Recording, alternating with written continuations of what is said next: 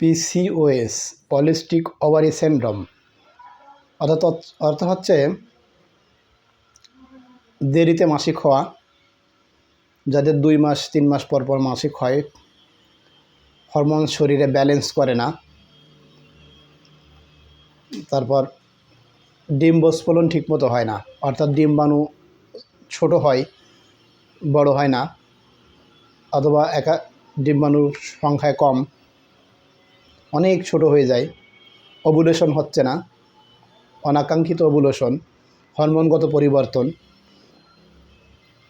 অধিক মোটা হয়ে যাওয়া, অ্যান্ড্রোজেন হরমোন বেড়ে যাওয়া, অর্থাৎ পুরুষ হরমোন শরীরে বেড়ে যাওয়া, এগুলোই হচ্ছে পিসিওএস পলিস্টিক ওভারি সিনড্রোম, যেটা মহামারী আকারে বর্তমান মা ও বোনদের দেখা দিয়েছে।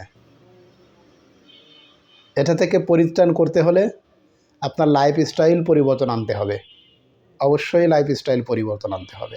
এটার কিন্তু কোনো ওষুধ নাই, কোনো ওষুধে পিসিওএস আজ পর্যন্ত ঠিক হয়েছে অথবা ভালো হয়েছে এরকম নজির আমরা পাই নাই। তো এই বিষয়ে আমার ফেসবুকে ভিডিও আছে, সবাই দেখবেন পিসিওএস থেকে কিভাবে পরিত্রাণ পাওয়া যায়।